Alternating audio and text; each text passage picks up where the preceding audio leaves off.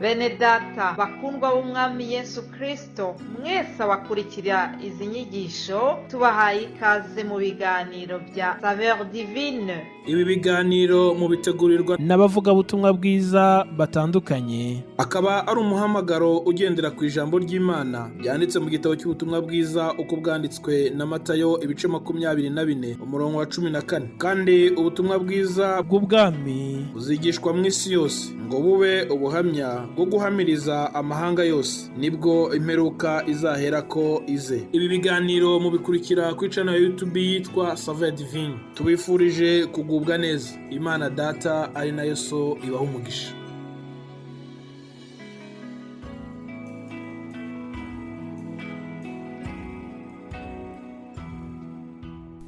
Yesu ashimwe bakundwa nshuti bene data mwese abakurikira ibi biganiro bya Saveur Divine. Amahoro ya Kristo nabane namwe, n'umugisha n'umunezero mwinshi gutangira iki cyumweru kindi duhimbaza Imana, tuvuga ijambo ryayo, dushimira Uwiteka wabanye natwe. Reka dutangize Zaburi 149 iravuga ngo muririmbire Uwiteka indirimbo nshya, muririmbire ishimwe rye mu iteraniro ry'abakunzi be. Ubwoko bw'Abisirayeli bunezererwe umuremyi wabwo, abana b'i Siyoni bishimire umwami wabo. Bashimishe izina rye imbyino, bamuririmbishirize ishimwe, batambira ishako, batengerera inanga. Haleluya. Nanjye numviye iri jambo ritubwira ngo turirimbire Uwiteka indirimbo nshya. Yewe ndashaka nanjye ndirimbire Uwiteka, nubwo atari indirimbo nshya, ariko ndabinginze abazi iyo ndirimbo tuyifatanye tuyiririmbe ho gatoya mu gutangira iki cyumweru cyacu. Haleluya.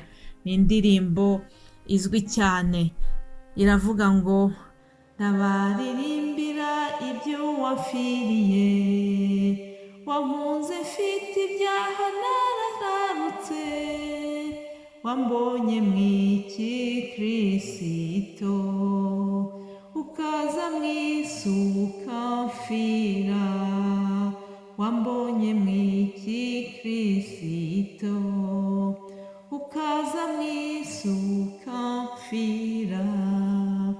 Yasize ingoma ye nuko aramanuka, baramusuzugura ntibamwemera, hari indi nshuti nkawe se, yakunda abayihinyuye, mbese hari indi nshuti nkawe se, yakunda abayihinyuye.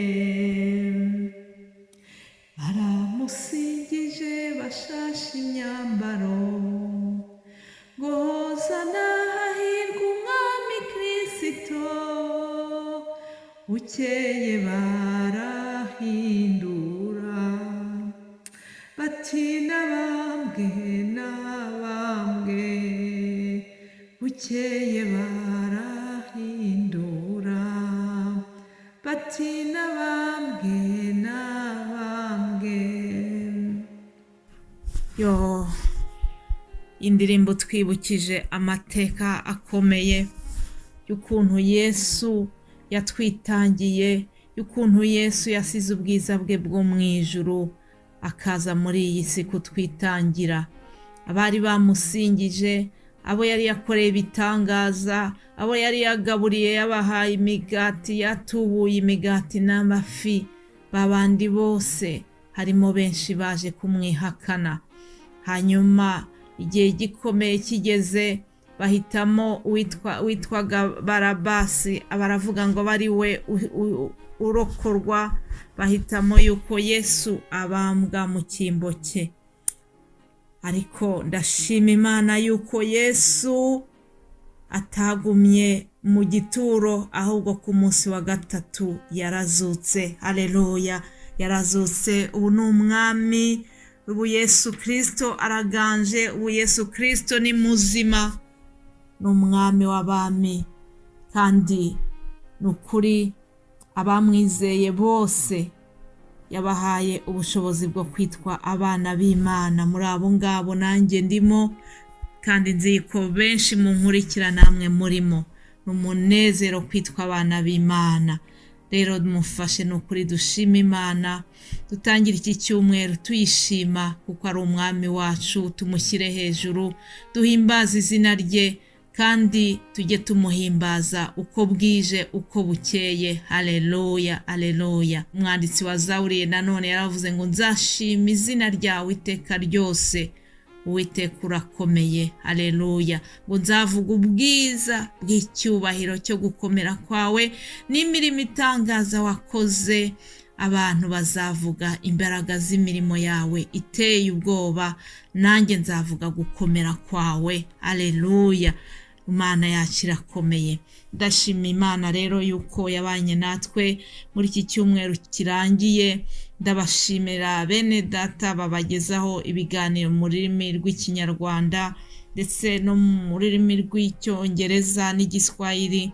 Imana ibahe umugisha. Muzi yuko muri iki kiganiro hariho ibiganiro mu rurimi rw'Igifaransa, akaba ari njyewe tubana muri France kuva kuwa mbere kugeza kuwa gatanu. Hakaba hari n'abandi bene data babagezaho ibi biganiro mu zindi ndimi. Wabakurikiye ari ubwa mbere ayo makuru, nagiraga ngo nayo ayamenye.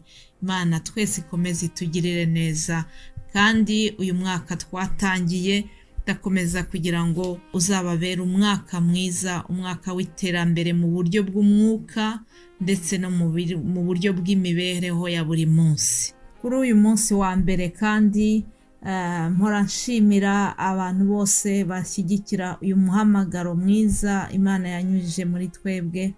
Imana itibagirwa, ni ukuri ijye ihora ibashimira uburyo mudushyigikira. Buri muntu wese usengera uyu muhamagaro, umuntu wese usengera ibikorwa bya Saveur Divine, ndamusabira umugisha nanjye mbikuye ku mutima. Ndashimira kandi bene data, hariho bene data bakeya cyane bajya bitanga mu buryo bwa finance kugira ngo izi video mubona muri YouTube zishobore gukorwa.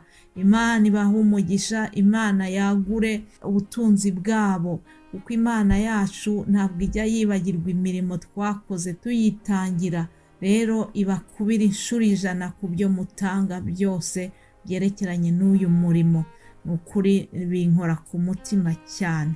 Kubamenyereye iki kiganiro kandi muzi ko buri wa mbere tuba dufite umutwe mushyashya w'amagambo tubaganirizaho. Icyumweru gishize twaganiye kuri Aburahamu, tubona ukuntu Aburahamu ari umuntu wabaye cyitegererezo cyiza cy'abizera, aza no kwitwa sekuruza w'abizera. Aburahamu yagize gukunda Imana cyane, Imana igeraho imwita inshuti yayo, Imana imuhindurira izina, Imana igendana nawe, Imana ishima ukuntu yayikunze ntayime umwana wayo w'ikinege Isaka. Haleluya. Imana yabanye na Aburahamu iramwishimira. Rero muri iki cyumweru tuzakomeza tureba nanone abandi bantu Imana yishimiye, Imana ngo ikanezezwa no kwitwa Imana yabo. Iyo urebye mu gitabo cy'Abaheburayo igice cya 11 batubwira abantu benshi babaye intwari zo kwizera. Mu Bibiliya y'Igifaransa bita ngo les héros de la foi, intwari mu kwizera, abantu bakoze iby'ubutwari byerekeranye n'ukwizera kwabo. Ntabwo nje kwigisha kuri iki gice cya 11, ariko munyemerere mbahe ijambo ritoya riri ku murongo wa 16. Ahahera k'uyu murongo haravuga ngo nicyo gituma Imana idakorwa n'isoni zo kwitwa Imana yabo. Haleluya. Ngo kuko yabiteguriye umudugudu. Nicyo gituma Imana idakorwa n'isoni zo kwitwa Imana yabo. Nshuti yanjye unyumva, ndakwinginga kugira ngo muri uyu mwaka twatangiye ufate intego yo kuvuga ngo Imana ijye indeba inyishimire, ne kuyikoza isoni, ne kugira ikintu cyose nakora cyatuma Imana ingaya. Imana hari abantu yishimiye ba Mose, Imana yishimira ba Daniel uburyo bitwaye bari Babuloni, Imana yishimira na Yobu, iramurata imuvugaho neza cyane bituma na Satani irakara. Ariko Imana igireba abantu bamwe ngo ikanezezwa no kwitwa Imana yabo. Icyama wowe nanjye Imana ikatureba ikanezezwa nuko ariyo Mana yacu. Ndabifuriza kugira ngo nukuri dukore uko dushoboye maze tugire ubuzima buhesha Imana icyubahiro. Mu izina rya Yesu ndakwingingira kugira ngo wowe nanjye tugire uwo mugambi mwiza muri uyu mwaka twatangiye. Igihe kirihuta cyane, iminota nateganyije irarangiye, ariko reka ndangize iyi message nkubwira ngo nukuri kugirirwa neza n'imbabazi bikomeho iminsi yose ukiriho.